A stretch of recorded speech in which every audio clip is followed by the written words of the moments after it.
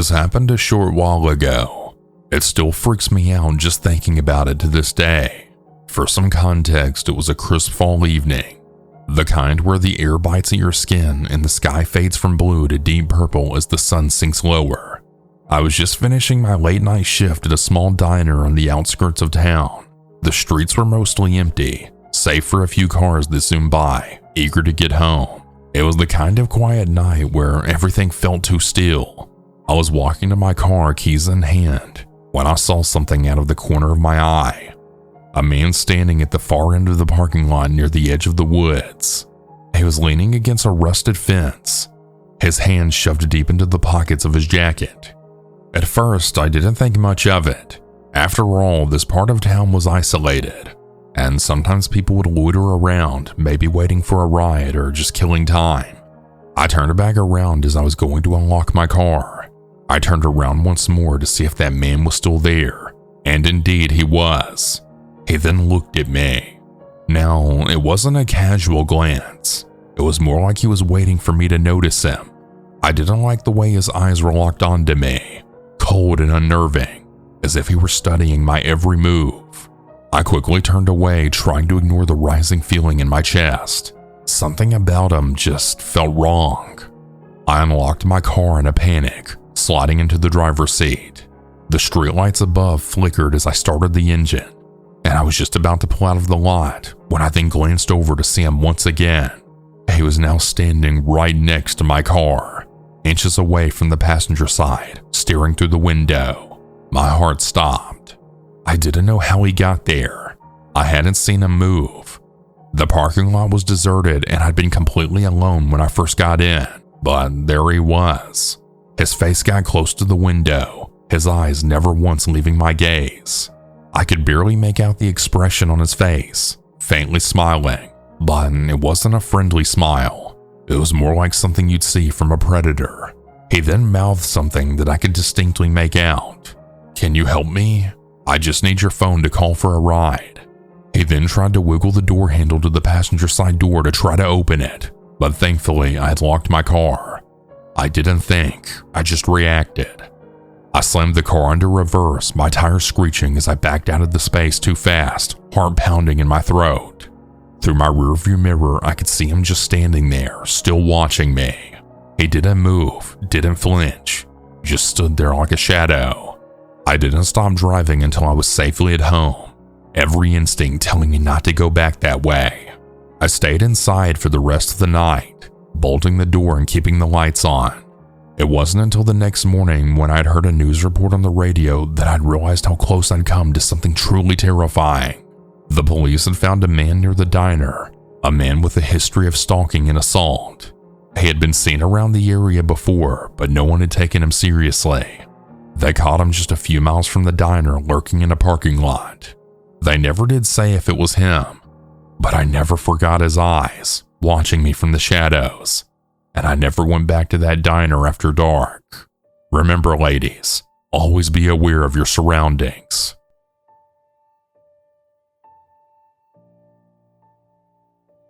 I will start off by saying that all the names in this story are going to be changed for privacy reasons. This is something that has recently happened. For starters, I'm a 20-year-old female, and at the time of this, I was around 17, almost 18 years old. I used to have a fling with this guy we'll call Alex. Alex had a really big crush on me, but he would only text me after midnight as if I was some sort of booty call for him or something. We had been seeing each other for a few months, but it was nothing serious. One day he and I were talking, and he asked me, "Do you want to be my bitch?" I thought he was joking around and meant that he wanted to be friends with benefits or something, and I was confused because we already were. And to me, asking someone to be your bitch is not a way to ask to be in a relationship, so I thought nothing of it. Fast forward a few weeks and I had just gotten into an actual relationship with someone else. Alex had been messaging me on Instagram, and finally I decided to see what he had to say. The messages went as follows. "Hey, why did you unadd me on Snapchat?" "Well, I'm in a committed relationship now." "What? You were supposed to be my girl, and we were supposed to be together." "When was it decided that I was your girl?" And when was it decided that we were together? Asking someone if they want to be your bitch is not how you start a relationship. Nothing about you and me felt like a relationship to me at all. The only time you messaged me was if you wanted to have sex or if you were bored after midnight. When I would come over to hang out, we would just have sex and then you'd go and get right on your game with your boys, and then I'm just sitting there on your bed doing my own thing. Well, you're still my girl regardless of who you're with. We will always find a way to be with each other. Hit me up when you're no longer in a relationship. After that message, I stopped talking to him. Fast forward 2 years and I'm still in my relationship and we're happily engaged. Well, I thought we were. My fiance and I came to a mutual agreement that it probably wasn't going to work out. Well, we both agreed to change our relationship status on Facebook fairly quickly, like within the same day. That same day, I changed my status from engaged to single, and I got a friend request on Facebook and on Snapchat from none other than Alex. I was talking to my sisters about it, and they said I should just see what he has to say. I added him back and we started chatting. It was all normal talk such as how have you been, what's new in your life, that kind of stuff. Well, I guess he got really comfortable around me quickly. He was telling me how much he missed me, and it all seemed innocent at first. That was until he then said, "Not gonna lie, I've been stalking your social media accounts for the past 2 years while you were with your ex. You know that I'm obsessed with you. It's bad." At this point, I start getting a little scared because then he goes on to say, "You know just as well as I do that we're meant to be together. I should have gotten you pregnant when I had the chance so that you couldn't leave, or it would have been harder for you to leave me." Now I'm getting more and more uncomfortable, especially since he still knows where I live. A few days passed and he sends me a picture of him driving in his car, and he says, "I'm coming over to see you." So I said, "No, don't come over. I don't want you to come over right now." And he asked me why I didn't want him to, so I had to make something up so as to not upset him. I then told him, "I don't want you to come over right now because the house is such a mess and I wouldn't want anyone over while it's so messy." Luckily, he said he wasn't going to come today. That same night, I passed out in my room with the lights on, and typically I'm a hard sleeper. Well, I woke up to the feeling of someone grabbing my boobs. I didn't know what to do and just froze. Luckily, my sister came walking down the hallway to the bathroom, and it scared him off. He went out the door in my bedroom that leads to the outside. And I know some of you are going to be saying, "Well, why don't you just block him?" Well, I thought about it, but the fact that he knows where I live and we have a lot of sliding glass doors and one of them doesn't lock, I don't want to run the risk of blocking him and him coming over and breaking into the house to do God knows what to me and my family. I eventually did decide to just block him and move on with my life, and I did finally get some peace. I started a new relationship. I thought that everything was done and over with since I hadn't heard from him in a while. He's now started making new accounts and fake accounts on everything to try and get into contact with me. I keep blocking every single account that he makes. It seems like there's a new account of him trying to add me every single day. It used to be on Facebook and Snapchat that he just didn't have a profile picture or Bitmoji, but now he started using pictures of other people and friending some of my friends so that they're mutual friends, and I guess I'll feel more inclined to accept the friend request or something. I've been seriously thinking about getting a no contact order to try and get him to leave me alone. I know this doesn't sound as scary compared to some of the other stories out there, but to me, it's absolutely terrifying.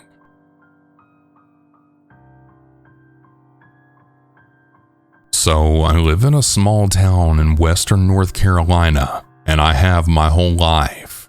I worked at one of the 2 Bojangles in town. If you don't know what Bojangles is, imagine KFC or Popeyes, but the food sucks and there's less options.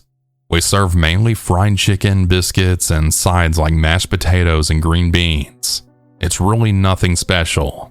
I had worked there for almost 2 years despite the horrible pay because I work with some amazing people, and I love going to work every day.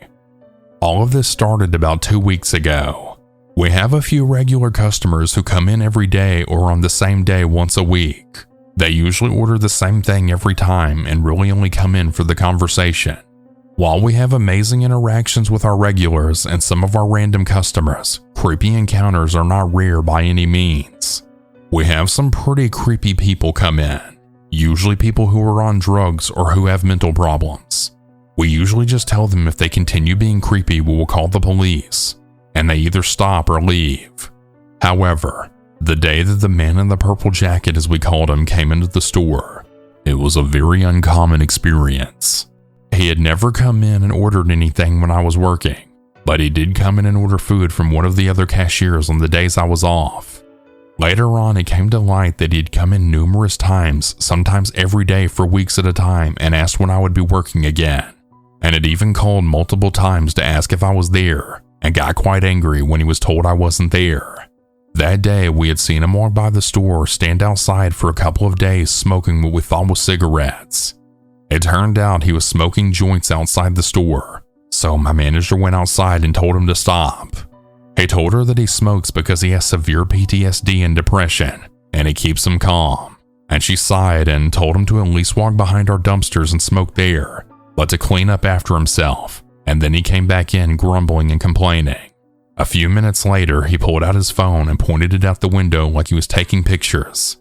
I finished with the customer I was helping and went in the back to tell my manager that I was pretty sure he was either taking pictures or recording a video. By the time we got back up front, he was gone. A couple of hours later, I was in the back around 9:30 washing dishes while my manager was doing her closing stuff so we could get out of there early. My boyfriend was sitting outside in his truck waiting for me to come out when we closed at 10. I heard the front door open and close, and knowing I was the only one who could use the register, I walked up front. I plastered a bright smile on my tired face and walked to the register. The man in the purple jacket was standing there wide-eyed, tucking half of an actual cigarette behind his ear. Now that I saw him up close, he wasn't bad looking. He wore black ribbed skinny jeans with chains hanging from the belt loops and a pair of red Converses. Under his fluffy purple windbreaker, he wore a dark gray and white polo shirt with a small chain hanging around his neck with a cross dangling from it. Ironic, I know. He had a gray toboggan on and had one AirPod in his ear, which had a diamond earring in it. He had bright green eyes and eyelashes that could probably blow you away if he blinked fast enough.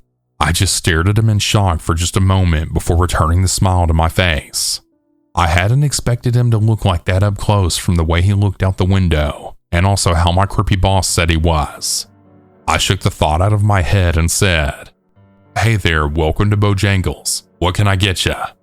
I spouted out my normal line for when new customers came in, and waited for him to tell me what he wanted. Instead, he just stood there staring at me wide-eyed with a wide smile on his face. He stepped closer to the counter and slid his hand into his pocket, which made my heart jump into my throat. Was I about to get robbed? I stepped back just a bit, my heart pounding, and I watched his hand carefully. He finally spoke, and his voice shocked me with how deep and gravelly it was. It sounded like he had been gargling broken glass when he looked into my eyes and muttered, "You're even more beautiful up close. I've been so far away for so long, but now I'm finally face to face with you." And then he laughed and pulled out a small envelope out of his pocket and then placed it on the counter. Then, with one final glance down at my body and a small giggle, he left. My knees almost instantly got weak, and I collapsed on the floor in a mess of tears at the same time. My boss came up front and asked me what happened. I was such a mess that I couldn't even talk, so I just pointed at the envelope on the counter. My manager grabbed the envelope and opened it up, dumping the contents on the counter in front of us. When I saw what was dumped on the counter, my breath caught and I felt like I was going to pass out. On the counter in front of me was a small ring with a sapphire heart in the center and two small diamonds on either side, a butterfly necklace, a pair of gray underwear, and a black headband. There was also sweet watermelon chapstick and light pink bubblegum scented lip gloss. You probably think these are just random objects, until I tell you that these things have gone missing out of mine and my boyfriend's apartment over the past 2 weeks. And along with the stolen items, there was also a letter. It was short and absolutely terrifying. "Your pillow smells like the ocean. Your blankets smell like coconut. Did you know you talk in your sleep?" After that, my boss went out and got my boyfriend and he helped me to the truck, and we went to stay at my mom's for the night. The next morning, my boyfriend went and got our clothes, shoes, and essentials, and we stayed with a friend until we could find a new apartment. I quit my job immediately, and went and worked with my mom in the next town over. Everything seemed to be okay until we went to get our furniture to move into our new place. Our dishes were smashed on the floor, our couch cushions were cut open, and the stuffing was thrown everywhere. There was writing on the wall, the same words over and over again. "I miss your skin." We left all of our stuff there except for the air mattress that we had in the back of our closet and turned in the keys. Since then, we've gotten 3 dogs to keep us safe. Every time our dogs bark, I feel like I'm going to have a heart attack thinking he's coming back.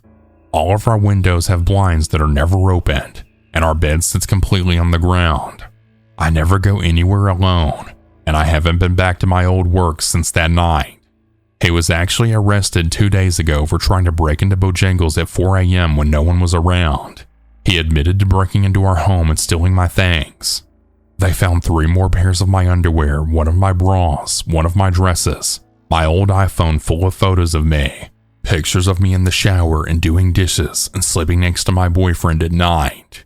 Yeah, what a total psycho.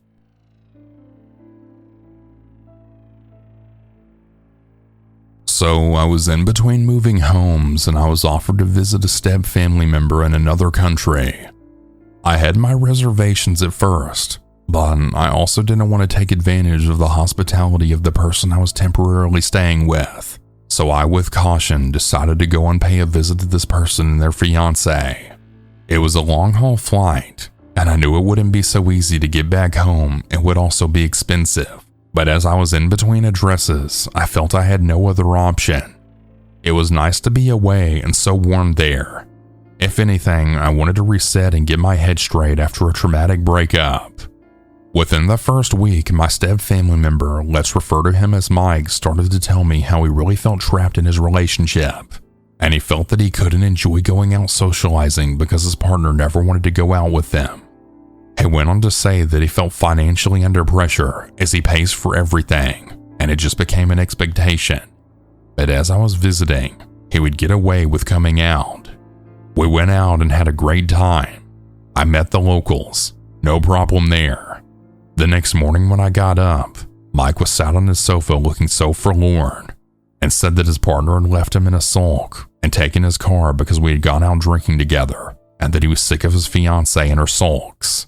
He also said that I was very drunk the night before and he had seen me walk into the bathroom with no clothes on. Now, I never sleep naked, and I was also fully dressed when I got up, so I just dismissed this statement as a joke. Cut to the time away, my gut was picking up on a few things. I felt like I was being isolated. I was told I couldn't go to the beach alone unless I was picked up and dropped off, as they don't have taxis there. I later found out this was total bullcrap. I had also been told prior to getting there that the beach was a 10-minute walk away. It's an hour's walk on remote roads. I was never told there was a shop next door to the place where we're staying, so I was also having to walk to the shop unless I asked for a lift. I also noticed far too often that each time I was conversing with Mike, his eyes would constantly be focused on my bust area, and I had made a point of always dressing modest. But even this didn't stop him. On top of this, again, I was hearing constant complaints about his relationship, making me feel a bit uneasy around his fiancée. One morning, I was making a coffee, and I heard Mike trying to get my attention, asking me to make him a coffee too. This was after him saying previously that he hates coffee. I turned around to see him in a bath towel. He had gotten out of the shower. I looked at him for that microsecond, and I just knew what he was going to do. I froze in horror, and yes, he let the towel drop to one side whilst he stood there for a second stark naked. I quickly turned away. My body began to shake with rage and disgust. I then raised my voice and said, "What on earth do you think you're doing?" He denied all knowledge of it and said that he hadn't noticed his towel had come away. I really hated him by this point. You see, his biological father was an evil, abusive man, and unfortunately, I was raised in a house with his dad. He had moved out before my mom and this man met. So as you can imagine, this situation had a lot of deep triggers to it. That's another story. I honestly thought the apple fell far from the tree. Anyway, the covert narcissism increased. One evening, Mike decided to show me the shop next door, and we met someone. a lovely lady that lived on this road who kindly offered to take me into the town for a night and show me the nightlife. I agreed and got ready, and we left for the town. I was also told to expect to be getting home around 5 a.m. because it would be wild. I got into the town with this lovely lady, but I felt a bit out of my depth and actually left to go back to the house within half an hour, and something in my gut was telling me not to drink. I got back to a quiet apartment around 9:30 p.m., so I went straight to bed as to not disturb Mike and his fiancée. For some reason, my air conditioning remote had gone and the fan stopped working. The heat was pretty unbearable, but I just went to bed anyway. Around 12:30 a.m., I got up to go to the bathroom, and as I turned the light on, I saw my bra and a pair of pants placed on the front room floor. These had been taken out of my suitcase. My blood ran cold, and I quickly picked them up and went back to my room thinking how inappropriate that would look to Mike's fiancée. I fell back asleep to be awoken by tapping on my bedroom door, and it was Mike whispering, "Hey, are you back?" I shouted yes, and he then opened the door and laid on the bed in his boxers and said, "Oh, she's gone now. I've thrown her out. We can be on our own now." I quickly sat up and sprung out of bed and walked into the front room. He then quickly followed, asking what time did I come in. I stated the time and was then questioned as to why I didn't tell him I was coming back so early. I told him that I had sent a message and had no reply, and that I didn't want to wake anyone, to which he then said, "Oh, so you've not been drinking?" To which I said no, I didn't feel up to it. He made a huffing noise and looked clearly annoyed. So he then said, "Well, come on, have a drink with me now." So I had a drink, and within around 2 hours his fiancée returned in a sulk and sat outside on the doorstep. I went out to check if she was okay, but I was given the cold shoulder 3 times. This infuriated me, but I left it alone. The next day, as I still felt under the influence from shots of whiskey that I'd been given early that morning, I was met again with a frosty attitude and total ignorance. By this point, I lost patience, and I told her what I thought of her sulking fits, and that I wouldn't be putting up with it, and that I don't respect freeloaders who do not appreciate having everything be paid for and expecting it to be done. I don't think they understood, to be fair, but the next day the atmosphere was cleared. I was then invited to stay a bit longer, but due to the visa run, I needed to log where I would be staying, so I had to get a hotel, which was a relief to get some independence. Cut to the night I went to the hotel. I was on the balcony, and I felt a strange sensation of being watched. I turned off the lights, and I saw someone lurking below the balcony area back into the bushes. I thought I was being paranoid, and I dismissed this. I went out again 15 minutes later, and sure enough, I saw Mike actually walk from under the balcony and nonchalantly walking down the street. He was stalking me, and he thought that I hadn't seen him. I decided that this was the final straw, and I knew the best way to deal with this was to lay low and keep contact to a minimum. I had still wondered whether all these things were not as bad as I felt they were, until another family member contacted me and sent me screenshots of really nasty allegations about me ruining his relationship and his fiancée being frightened of me, and that I'd been arrested, and so on, none of which were true. I was absolutely shaking with rage. However, for my safety, all I could do was pretend until I got back home that I was unaware. I had a nice remainder of time away, and I met some lovely people. And thankfully, I didn't see him after this until I needed my clothes to travel back in. He obviously had to do one last act of sabotage, and had conveniently lost one of my expensive sneakers. Thankfully, I had spare pumps with me. The smear campaigns lasted into the week I got home, still making up stories, but these were all laughed at as I was back home with my family. So thankfully, they also got to see the levels of manipulation, lies, and pure hateful response to not managing to set me up, entrap me, exploit me sexually, and gaslight me. If I was a few years younger, my gut would have been quickly dismissed as me being paranoid. I didn't feel comfortable about going in the first place. Needless to say, these people are completely removed from my life. This isn't the only predatory situation that I've been through, but I'll share the others for another time. I'm so glad that I've grown smarter over time. But ladies, Please be careful. People who also seem nice and close to you can act in such covertly and narcissistic ways.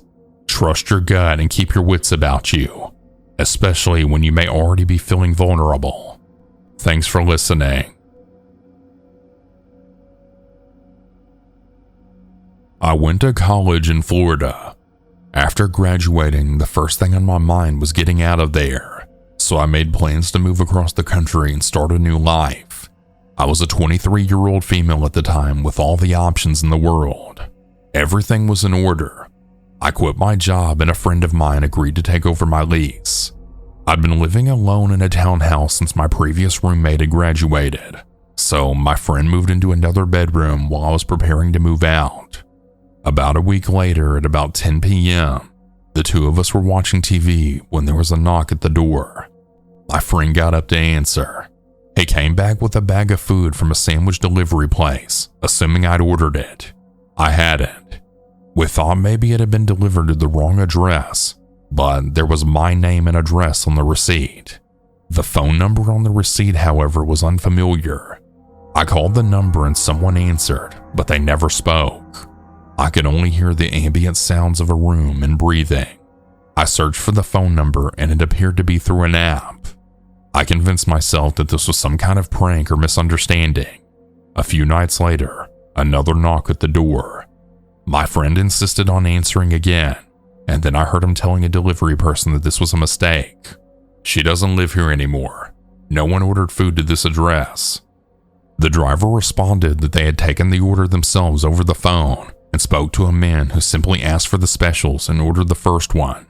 It was the same number on the receipt. I called again, and again I heard someone listening on the other end. The deliveries kept coming every few nights. My move was delayed for unrelated reasons, and the longer I stayed, the more it began to really scare me. Why would someone do this? One time I called the number after another delivery with my friend sitting right next to me. The stranger had picked up the phone as usual, but this time we heard a faint voice. She definitely still lives there. Then abrupt silence. I didn't recognize the person speaking, but I realized that I shouldn't have been calling for my own number. I never called again. My friend tried, but the person on the other end never spoke aside from that one time. Eventually, most of the delivery stopped, but someone continued harassing us for months in various ways. That phone number began calling at all hours of the day and night, sometimes 30 calls in a row. They usually called my phone, but they called my friend sometimes as well. If we answered, they would immediately hang up and call again. I began getting random friend requests on every social media with messages such as, "Don't you remember meeting at the party last night?" When I definitely hadn't left my house in like a week. Most disturbingly, someone also had started throwing eggs at the townhouse, which suggested the stalker was local and knew where I lived. Maybe he was watching every time a delivery was dropped off. Maybe he was watching other times too. The only other thing I ever learned was that he knew that I hadn't moved. By this point, I was staying inside as much as possible, but as you know, you have to leave the house sometimes. I was terrified until I finally moved and blocked the number. My friend elected not to take over the lease, but I was always thankful he stayed with me those last couple of months. This was about 8 years ago now, and I still don't have the faintest idea who it could have been. My former coworkers and a few college friends knew I was moving, but I couldn't think of anyone who would have a reason to keep track of whether I'd moved or not, and I didn't recognize their voice the one time I'd heard it. To this day, I refuse to answer unknown phone numbers or unexpected knocks at the door. Even contactless delivery gives me anxiety.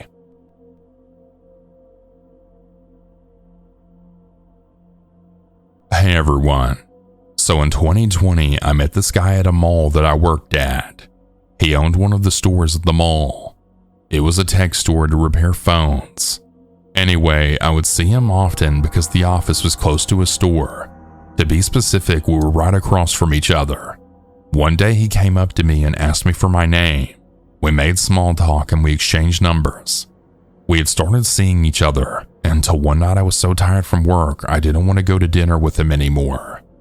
I'm a single mom and I get burned out easily. I told him that I didn't want to go anymore, and he said, "No, get ready. I already made the reservations." I said flat out no because I was exhausted, and I'm the type to refuse to be forced into doing anything, and being controlling is such a turnoff, so I was already getting ready to dump him. I told him no firmly, to which he responded back with, "I'm on my way." Then I told him, "Well, I'm not going, so waste your gas if you want to." I didn't think he would come, but of course he did. He showed up to my apartment and was nonstop honking outside. He was calling and texting me nonstop while honking. I threatened to call the cops and he didn't stop. I called the cops for a noise complaint, and as soon as he heard the sirens, he sped off. I remember waking up the next morning to like 60 text messages and 100 missed calls saying, "I can't believe you stood me up. I love you. What's wrong with you? I just wanted to spend time with you." The list goes on, but it really made me see him in a different weird creepy light, because how do you love me if we've only been dating for 2 months? We weren't even in a relationship at all. At least in my eyes we weren't. Yes, we did have sex already after the first 2 weeks of seeing each other. What scared me was I remember that after we had sex he said he was a virgin. I'm starting to believe he actually was because of how things started to escalate. After he told me he was a virgin, I didn't have sex with him again after that. So out of the 2 months, we only had sex once. He's Muslim and his parents are very strict and crazy. He would sneak out to see me all the time even though he was 24 at the time. So after that night of him honking, I broke it off with him and I called him a psycho. I told him that I never wanted to see him again. Well, at this point, it's 2023. And ever since 2020 to now, he goes through weird mental states where in certain months he'll blow up my phone. But he'll do it once out of like 6 months, basically out of the blue, and I never respond. That is until one day in October he sent an apology saying that he's sorry and he moved on. He knows he was acting crazy, blah blah blah. That he wanted to be on good terms with me as friends, and he asked if he could take me out to dinner to make up for what he's done. I thought he was being honest because I hadn't heard from him in months, and I told him okay, and then I went out to dinner with him. It was the biggest mistake of my life, because before we even got the food, he literally got on his knees and he begged for me to never leave him again and that he was in love with me. I have never been so scared or freaked out in my life. I ate in silence to keep my cool and stood in silence because I didn't know what he was capable of anymore, and I didn't want him to snap. I told him that I didn't feel good and asked if I could go home, and he drove me home. Once I got out of the car, I was so relieved, and I promised myself that I'd never talk to him again. I never spoke to him again. Ever since October of 2022, he's been texting my phone once or twice a week asking to go to dinner, and I never responded because he makes me so sick to my stomach. I moved. Thank God he doesn't know where I live, but recently he's been texting me to go to dinner. The last text was December 30th, and prior was the week before that. It's just been very consistent. Recently on Friday, January 6, 2023, he took a picture of me while I was working, and he sent me the picture saying it's me. It scared the hell out of me because how could he know where I worked? I just switched to a different salon and he didn't know the salon prior that I worked at. At least I didn't think he knew. I've only been at the salon for 2 or 3 weeks. It makes no sense. My heart dropped to my bottom when I saw the picture, and I replied with, "You're stalking me. Leave me alone already." He said that he has a limo service and he was driving around when no way in hell he could have seen me through the window because my station is the second station. He zoomed in to take the pic. There's a desk where he took the photo. It's so weird and creepy. I called the police and they basically blamed me and said how did I not know the guy that I dated, his last name or his home address. They said since I didn't know his last name or home address that I can't file a restraining order or order of protection. I don't know what to do. I know the laws are different in every state, but I'm in Chicago, Illinois, and I really don't know what he's capable of.